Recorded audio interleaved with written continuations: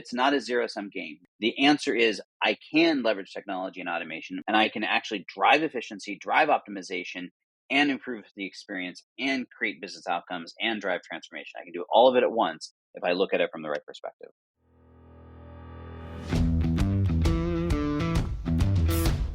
Technology is transforming how we think, how we lead, and how we win. From InterVision, this is Status Go, the show helping IT leaders move beyond the status quo, master their craft, and propel their IT vision. It seems like IT professionals have been focused on the same three things for 40 years or more: process optimization, driving efficiency, and cost reduction, with a heavy emphasis on cost reduction. Despite this focus, it seems like we've hit this plateau of sorts. The gains are minimal. At the same time, we have entered this digital era, and IT professionals are being called upon to drive digital transformation within their organizations. But these efforts have been unsuccessful many times. They seem to be diametrically opposed to what we've been doing for decades. Welcome to Status Go. I'm your host, Jeff Tunn. Today, we are going to explore this plateau we seem to have encountered and what you can do to jumpstart your efficiency gains and your transformation efforts. Our guest today is best-selling author and the founder of the Digital Experience Report, Charlie Araujo. Welcome back to Status Go, Charlie. Always a pleasure to be with you, Jeff. I always have so much fun at these. I was trying to, I need to go back and look. This is either number 3 or number 4 for you. You may be the most prolific guest that we've had in our 210 episodes or so. So very excited about it. Yeah, or you just can't shut me up. No, it's always a great organization. It's always a great conversation. Many of you know I'm a fan of Charlie's work. I quote him oftentimes, and used one of his books as kind of my guide to running IT departments for a number of years. And I'm sure that'll come up as we're going through this conversation today. So, Charlie, let's start with the problem, this plateau. And I know in this work that you're involved in right now, you've kind of explored this plateau. What's causing us to feel like we've stagnated here? Well, I think you hit it right in the intro. So this report that I'm working on, and it should be, I don't know exactly when, but it will be published soon. And it's basically about this idea of transforming, no pun intended, the way we view automation and shifting it, as you said, away from this exclusive focus on efficiency and optimization, and recognizing that leveraged appropriately, it becomes a transformational tool. But I think to answer your question, the plateau is because I think there's a few reasons, but at its core, the promise of technology, the promise of automation at its core, has always been that you deploy it and you can drive efficiency and optimization in your organization. That's what it was always about.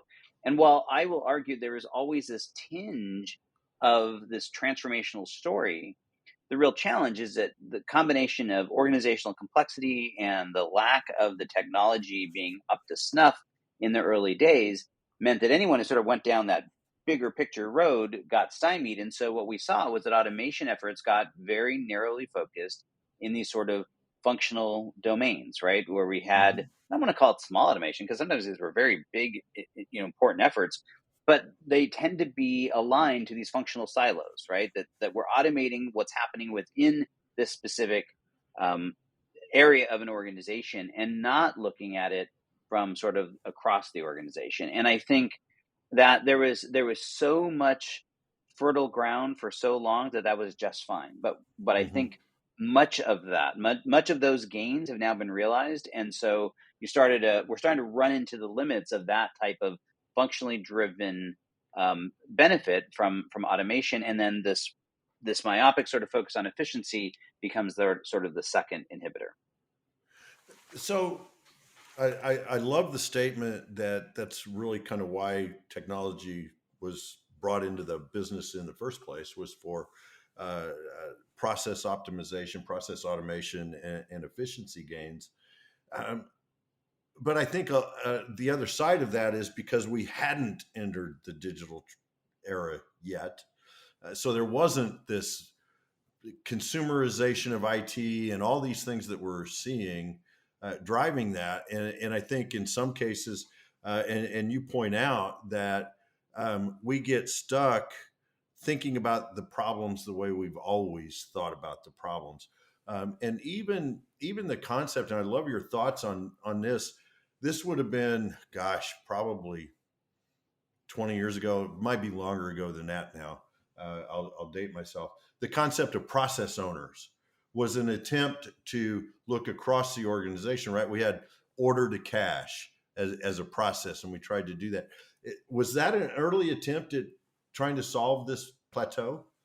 Yeah, well, I don't know that it was a plateau at that time, but it hints to what I was talking about, that I think there's always been this tinge of transformation long before we talked about digital transformation, um, where that was sort of like, some big thinkers thought, wow, look at what we could do with this. I would argue it goes all the way back 30 years to the business process reengineering craze, that really was this attempt to deal with these, right? Where we're going to look Mm-hmm. entire end to end, order to cash, these big giant things. I almost am sheepish to admit, but I was a integral part of a very large, 9-digit project to try to address some of those, and they almost universally failed miserably. And part of it is when you're talking about a multi-billion, multinational organization and these big giant process running across it, right? You've got just all this organizational complexity. But the reality is that it was also a technology gap, because the technology that we've been using up until the last decade or so was highly, we'll call it highly prescriptive, right? It was working off this premise that I could go into an organization, I could somehow define this big giant order to cash process, we'll just keep picking on it, Mm-hmm. Yeah, and that yeah, somehow yeah. that was going to be the process that everybody across the organization used every single time.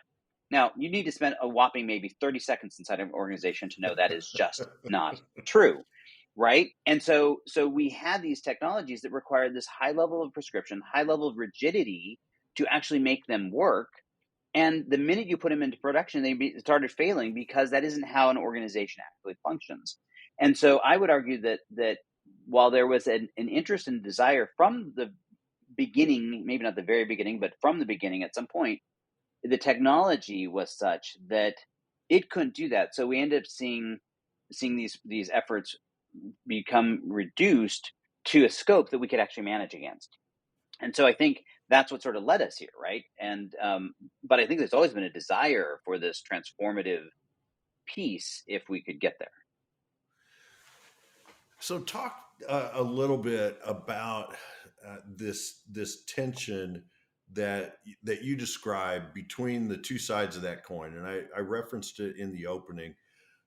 We've been doing this for 40 years, this efficiency, this automation, and now we're talking about transformation. And I know you have been preaching and evangelizing transformation for a couple of decades, probably, uh, um, through your work.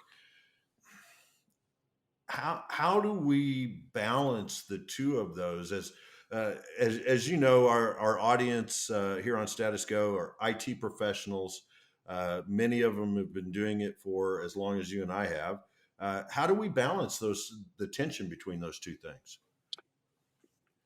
So I don't want to say that the tension doesn't exist, and you're speaking from the hard reality that we've all gone through. But I will push back and say that the way we deal with that is to shift our view and not look at it as a tension, not look at it as I can only get so much of this and so much of that to make this work, and instead change the perspective and say, how can we in fact create opportunities where we are simultaneously driving efficiency and enabling transformation? And I would argue that it can be a bit of your North Star, or your truth, magic truth serum, because if you are questioning whether or not you are being effective at this, that will tell you. You will know you're getting this right when you are somewhat effortlessly doing both at the same time. And I'll give you a classic example. I don't know if he gave me permission to quote him, so I'm not going to name him, but a CIO who is an executive at one of the largest health plan or health providers in the country, was telling me the story of how they had some durable medical equipment sitting in clinical care areas that was very prone to outages. That it was right. So Hmm. this was balancing the line between traditional IT and OT sort of functionality, but it was critical to patient care. It was also critical to billing, because if the systems were down, they couldn't provide the service, they couldn't bill for it. So it had a revenue component. Hmm. And so they deployed a piece of technology that was analytic driven. So they instrumented this technology and were able to collect data, not only detect if they were down in advance, but also identify if it was a high likelihood that they were going to fail, and preemptively replace them or fix them. And it was this sort of miraculous thing, because Yeah. on the one hand, they were delivering a much better patient experience. You showed up at the hospital, you never had to get deferred because the equipment wasn't working. There was never a delay in delivering of care. But they also cut their costs by 40% because they didn't have to send all these people running around to fix this stuff. Oh, and they increased their billing. So it's like they managed to do all of it at once using a single automation effort to solve this problem. And so when you're able to do that, and there are like countless examples like that, what you find is you're able to do both. That it's not a zero sum game. That the answer is I can leverage technology and automation, and particularly with sort of this modern incarnation of the way that technology is now enabling us to be very flexible and dynamic, and that I can actually drive efficiency, drive optimization, and improve the experience, and create business outcomes, and drive transformation. I can do all of it at once if I look at it from the right perspective. And so in your paper, you start to talk about that. Well, you do talk about that. How do we begin to broaden that mindset, that approach to looking at these problems? So I think the biggest challenge that organizations have had, because of all of the history that we talked about, is that they got into this very functional mindset. We came in, and it's the very first thing we do. And I'm an old project manager, so I was just as guilty of this as anybody. But you go into a project, and the very first thing you would do is try to define and refine the scope to limit your exposure, right? So I would like, how can I cut people out to say I'm only going to focus on this narrow band so that I can ensure the success of this project? The truth is that in order to do what I just talked about, those efficiency gains are rarely going to be found within a functional domain anymore. Those Hmm. experiential domains are rarely going to live exclusively within a functional domain. So, almost by definition, to achieve what we just talked about, you are going to have to operate on a cross functional basis, on starting to tackle these big hairy processes that we talked about, whether that's the traditional order to cash, or more customer experience driven type processes where I'm looking at a patient flow or a customer flow through an entire life cycle and saying what are they touching at every step of the way. And almost by definition, it's going to cross multiple process areas, multiple functional domains, leverage multiple technologies, and it's going to make it much more complex to deal with. But it's Hmm. in those gaps that you're going to find those efficiency gains that allow you to pay for the experiential gains, which will drive business outcomes and top line revenue. Right? It's like, if you ever watched, if you're a fan of the Olympics during the relay races, Uh-huh. there's all these components, but the big thing is the handoff. The efficiency of the handoff, whether they drop it, whether how smooth the handoff is, almost always the difference, right? Because it is so volatile, so ripe for a gap. Well, it's the exact same thing within our organizations. It's those touch points between processes, between organizations, between functional domains, that are the places where these gaps not only appear most significantly, but they're also the places that we haven't touched, right? So Yeah. that's where you can start focusing. So I think if when you start looking at things in this cross-functional manner, it just changes the game. Yeah, I love that metaphor of the Olympic relay races because the critical points are those handoffs. Very rarely do you see that baton dropped when it's not in a handoff mode, right? They've got a good grip on it and they know where they're going. Uh, Now, the other area that you talk about in your paper that's leading to some of this uh, plateau and uh, smaller gains is clarity, accountability, and governance. Where's that coming into play in this process?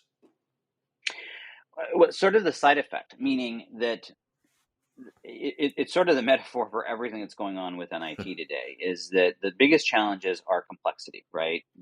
Back Mhm. when you and I were in in our heyday, things were just much simpler. I mean, I don't want to minimize the job we did, but oh my gosh, it is so much harder to do the same job we did 20 years ago today. The complexity is Mhm. off the charts in terms of number of applications, number of systems, the interconnections between them, the interconnections between our systems and systems that are outside of our control, whether those are in the cloud or with partners or, and then you layer on top of that these massive now experiential demands where, I tell the old story. I worked in healthcare that um, I went to this admitting department and the downtime forms were sitting out. And the downtime form is what you use when the systems were not working. And, they were out because our systems were failing all the time and they didn't even care. It was like just an annoyance. Today, I mean, patients are going home or they're, having a catastrophic clinical event. I mean, the stakes are so much higher now. The complexity is so much higher. The expectations are so much higher. So all of this is really, really challenging to deal with. And so when someone like me, the pundit who doesn't have to do the job anymore says, hey, you need to go and deal with this cross functional, the natural reaction is like, oh no, oh heck no, right? All that does is increase risk. It makes it so much harder to manage the scope. It makes it so much and because what I haven't talked about yet, but almost by definition, if I'm going to create these sort of cross functional automation that really drives transformation, I'm going to have to deeply engage the people on the front lines doing this Yeah. work because they're going to have to participate in this. And so now I'm opening up that whole can of worms. So the question is, how do you do that?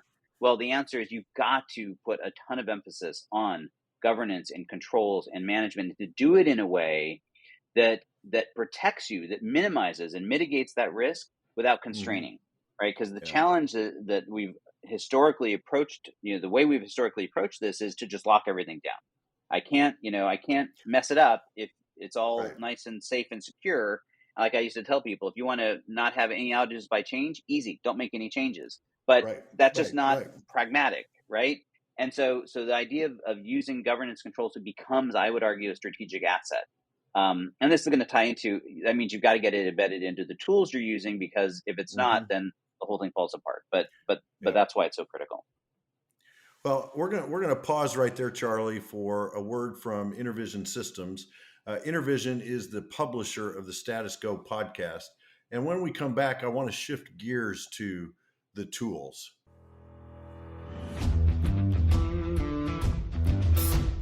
Unlock the power of more with Intervision Systems. We provide the cutting edge technology and expert guidance you need to take your business to the next level. Don't settle for less. Choose Intervision Systems and discover what's possible. Contact us now to learn more. And if you do want to learn more, visit intervision.com and you can find lots of information on their services and their products there. We're speaking today with author Charlie Araujo, and we're talking about the the tension and the ultimate solution between hitting a plateau in trying to drive efficiency gains, process automation, and cost savings in technology with the mandate to transform our businesses. And so, Charlie, I want to come back to that conversation where we left off and pivot now to talk about some of the tools that are going to be needed to be able to do this kind of cross-functional uh, process optimization and automation. So let's start there. Yeah, sure. First of all, there's no one tool. I think there's lots of moving parts to it. That's why it's a massive industry that is out there. But I think there's a handful. I mean, clearly things like data integration tools and platforms are critical because we need to be able to move data and connect our systems. But one of the things, and the terminology is changing around all of this, but the idea of what have been called low code and no code platforms, they're increasingly being called, either application development platforms or automation platforms. Sometimes they're called workflow There's a bunch of different terms, and Yeah. it's all blending together. ServiceNow historically wouldn't have been in this space, but with some of their new releases, for instance, they're now largely considered a workflow automation tool. So there's a whole bunch of bleeding together. Um, but but I actually think this broad category is critical to this for two reasons. But there's some big caveats here, um, because the real key here is going to be speed and agility.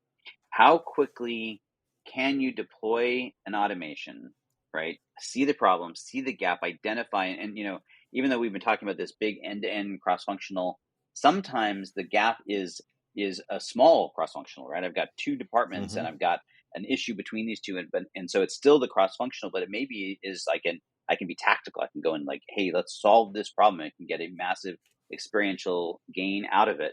Um, so the ability to move quickly and be agile with it. And then the second thing is, as I alluded to, is that the untapped resource in most organizations are the people on the front lines who are literally executing these processes, living them day to day. And if you go ask them, they'll tell you exactly what's wrong. They'll tell exactly where those breaks are. And if In you can colorful give them detail. tools. Oh, very much so.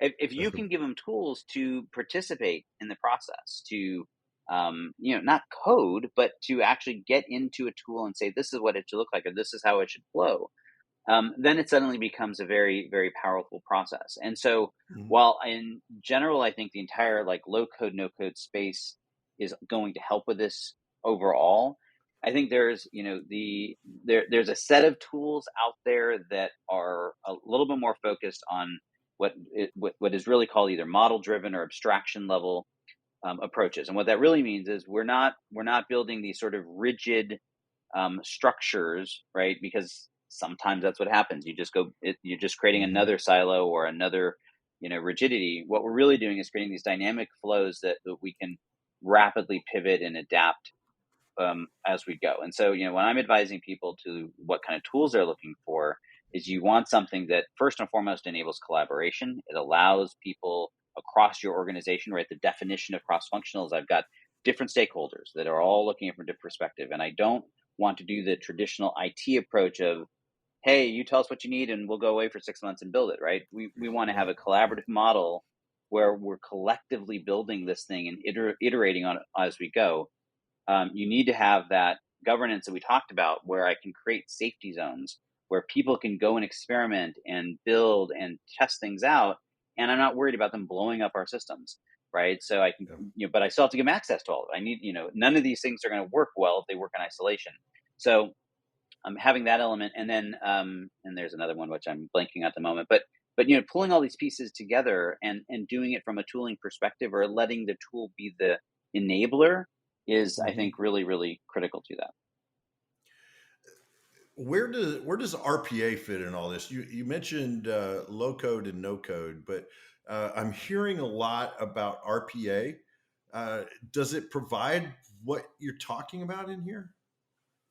Not so. I'll say it's a part of it, meaning that. Okay. Um, so RPA for those that have been living under a rock maybe is robotic process automation, and it's morphing as well as entire space. Here's my big frustration is that somehow you got to hand it to the RPA vendors. The RPA vendors have managed to completely co-opt the term automation. If you do a search for automation on Google or whatever now, almost everything that comes up is RPA, and RPA Uh-huh. is one small sliver of the automation landscape.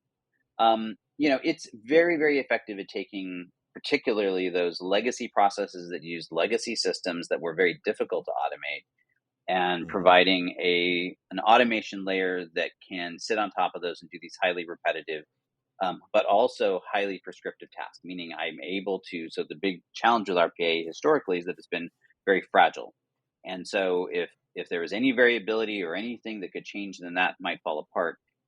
So when I'm thinking about this sort of end-to-end process automation and tools that enable that, um, what you see is that they are able to connect. So I may, as I look at the end-to-end process, have a component where I'm going to use RPA to automate that component, but it's living as part of a broader process that I'm automating to do that. I was talking to another CIO that used this exact example to help with patient inflows, another healthcare company, where Hmm. they had patients that were coming in and had to fill out this form, and it was a legacy type form that was connected. So he used RPA to digitize that, but then once it was digitized, plugged it into a broader automation system that allowed it to flow through their environment, and kind of hit the cross functional. So there's a handful of tools out there. One of my clients is Agile Point, and they're the company that nobody's ever heard of, but they are built specifically around this sort of layer of allowing people to do this. And I mean, they were very, it's overused, be ahead of their time. But I mean, they saw this 20 years ago, where about this need for getting what they didn't call it then, right? But citizen developers, or the end Yeah, user, yeah. engaged in the process, but to create these safety nets around them and being model driven. It's so but they're not alone. There's a bunch of vendors out there, or a few, I shouldn't say, not a bunch, but a few vendors out there that sort of understand all of this. And are, I think, the ones that will be the gateway to helping organizations solve some of these sorts of problems. Now, you were gracious enough to provide me with an advanced copy of this white paper, this guidebook that you're writing, and I got to tell you, there's a section in there that gave me pause, and Ooh, that good. is the power of a digital transformation platform. What's a digital transformation platform? So, full disclaimer, I did not come up with that term. And in fact, in my research for this report, I was talking to an executive at a consulting firm that gave me this term. And Okay. hey, one of the things I did is I founded the Institute for Digital Transformation. You think I would have coined the term digital transformation platform, but I didn't. The So his terminology for it, and there's a description in the report, but basically, um, sort of what I described, that it Yeah. is a platform whose primary purpose is to enable the transformation, to create a transformational engine, and really by doing what Hmm. what I talked about, that it sits there and can ingest or connect to legacy line of business applications, so all your typical ERP, or maybe an HR system, or whatever, that is already doing some component of it, but then is the glue that allows you to create that end-to-end automation, because almost any process that we would talk about is going to touch multiple of these other systems. And I think Hmm. what it touches on is that something that would certainly strike fear into me if I was a CIO today, and said that if someone said, "Oh, that sounds really great, but to achieve this, I have to throw everything out." It's like, that's never going to happen. And so the Right. whole premise Right. here is that a digital transformation platform is something that you can stick in the middle, and it becomes this almost orchestration layer, that it allows you to, you may build some bespoke apps on top of it that are filling gaps that don't exist from an automation, but then it's also connecting the parts of your disparate pie underneath. So it's doing a degree of data integration, it's doing a degree of workflow automation, it's doing all these sort of components. And so that's what they call them. He calls them this digital transformation platform. I think it's a great term. It's just not one that is actually used all that much in the industry at this point. Yeah, because as you know, the institute just recently put out a book called Digital Transformation Demystified, and the point of that book is there is not one process and there's not one tool, right? And so I read that and it's like, that's interesting. I need to ask Charlie about that. So That's right. it's really a collection. There's not a. I'm not going to go out and buy the product called Digital Transformation Platform today. Yeah. Well, so I mean, I guess in full disclosure, this gentleman, and I hate to say this, I don't remember who it was right now. I think it may have been Justin, but he Yes, it was Justin Justin. Barr. Okay, so he is he's calling Agile Point a digital transformation platform, but the Okay, point of it okay, is the totality of the platform is not. So in that case, a tool like that is at the center of it, but it's so I guess it's all about how you want to look at it. If yeah, there's yeah, something in yeah. the center that's acting as an orchestration layer, but the entire quote unquote platform is really all of it. It's the entire Yeah. ecosystem that you have of systems that are necessary to execute and drive transformation. And I think that here's my big takeaway from it. The reason he called them digital transformation platforms is that by acting as that center orchestration layer, what it does is becomes the vehicle for transformation, right? Why do people Yeah. stop? And you and I have talked a lot about this from a leadership and organizational cultural perspective. What holds people back from actually creating change for good in their organizations? It's Hmm. typically the fear of, I don't know what's going to happen on the other side if I make this change, and the rigidity of all the systems that I'm going to have to change to affect that, right? So the Yes. premise here is Yes. that by putting this tool in the middle, I can mitigate both of those. I can iterate rapidly, so I don't have to go and dive in and risk my entire career to do this, and I don't have to throw everything out. I can use this as a platform to connect whatever I need to connect to achieve the change I'm trying to achieve. Yeah. Becomes an enabler of Exactly. the change. Yeah. Yeah. So, Charlie, we're almost out of time here, and I want to ask you, what haven't I asked you about automation and this guidebook that you've written? Well, first of all, as always, you did a great job. I think you've covered the vast majority of all of it. I think the big takeaway. So this report, I'm not sure. I guess what I'm calling it a report. It's long. This isn't a typical white paper. It's almost 6,000 words. It goes into a Hmm. lot of depth of both plumbing, why we got here, right? The problems Yeah. that we talked about that have led us here, and that's always it's sort of uncouth anymore, and to kind of go deep and talk about some of the history of why we ended up in the places we end up. But I believe it's really important, especially in this context, because if you don't really grasp why we got stuck here or how we got stuck here, you're going to have a really hard time breaking through it, because it's like these invisible forces that are holding you back. And so, to me, the big takeaway. So I don't think you didn't ask this, but just to double click on it, is that it is completely possible to transform the way you look at applying automation in your organization, in which it becomes the simultaneous tool for the efficiency that you've always been leveraging automation to drive, and this, to turn it into a digital transformation platform, to create this enabler. And what I would really argue in the end is a capability, right? That's what you should really be striving to achieve as a CIO or as an enterprise IT leader, is how can I build this transformational capability? Build it. And Yeah. it is going to be a combination of, yes, tooling, but also the mindset shift. But the reason the tooling is important is it is really hard to drive that mindset shift if the tooling is going to hold them back. If the tooling is that barrier, then it's really hard to get people out of, this is how we've always done it.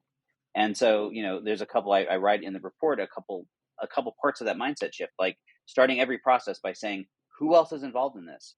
Who is this going to impact, Hmm. right? Doing the opposite of what we historically have done, which is narrow our scope, and instead immediately expand it. Go, how can I look at the big picture here to make sure I'm identifying those opportunities?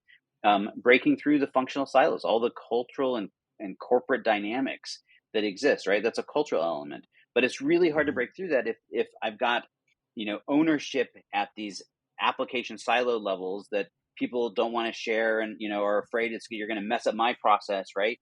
And so one of the things that one of the execs I was talking to said, when you do this right, everyone can work however they want to work. You can work in your functional area exactly how is best for you. I can work exactly how is best for me, and then we can create this layer on top that allows us to work together without either of us Hmm. being hampered by that. Right? That's when Yeah. this starts to really become transformational. And so I think the trick is that this is really a cultural abstraction layer. It's using sort of this next generation of tools to step back and see that bigger picture and imagine what those possibilities are. And so that imagination gap closing, changing some mindsets, I think, is the big thing that has to happen, in addition to leveraging, say, a tool that makes it possible to actually achieve this. Yeah, I love the digital transformation capability. Having that added to your toolbox of capabilities in IT, I think that makes a tremendous amount of sense, because transformation isn't a one and done. You need to be able to keep using that tool. Charlie, here on Status Go, we'd love to leave our listeners with a very strong call to action. So, what's one or two things that you would suggest our listeners do tomorrow because they listened to our conversation today? So if there's one challenge with what this report is talking about and everything we've covered today, is that this is big, right? This isn't the, hey, tactical, I can go make this one little change. And so this is a journey, but as the old saying goes, right, a journey of a thousand miles begins with a single step. And so the question is, what is that single step? And to me, I think a thought exercise is actually really powerful here. Huh. Is go identify a business process that is truly critical to the organization and say, what would happen if I change my perspective and looked at this holistically on an end-to-end basis? Or where is there a functional gap that everybody knows about and everyone's afraid to talk about, right? Because we all, I mean, and that happens routinely, right? We all know that this process really sucks at this handoff point, at that baton pass, but no one's afraid to, no one is willing to go and address that because it's so rife with issues.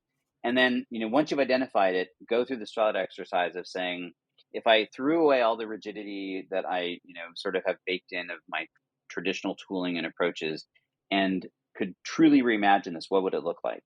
And then use that as the vehicle to begin the mindset shift, and then how you might reimagine how you're leveraging the tooling to actually achieve that. And I think, it's just starting to open, I don't want to say open your eyes, but just changing the way you look at things and being open to some new ideas.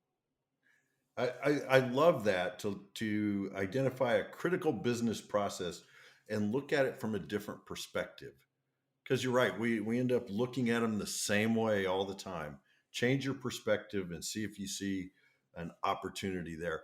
Charlie, thank you so much for carving out time to talk with us. I know you are incredibly busy, and I appreciate the moments that we have to catch up, even if the mic's on while we're doing it.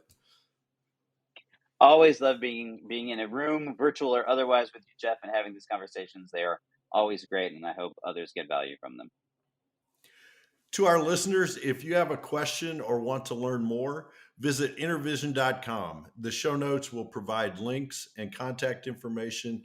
And if possible, we will link to this report when it's available, because it is a great report, and I'd love for all of our listeners to read it. This is Jeff Tunn for Charlie Araujo. Thank you very much for listening. You've been listening to the Status Go podcast. You can subscribe on iTunes or get more information at intervision.com. If you'd like to contribute to the conversation, find Intervision on Facebook, LinkedIn, or Twitter. Thank you for listening. Until next time.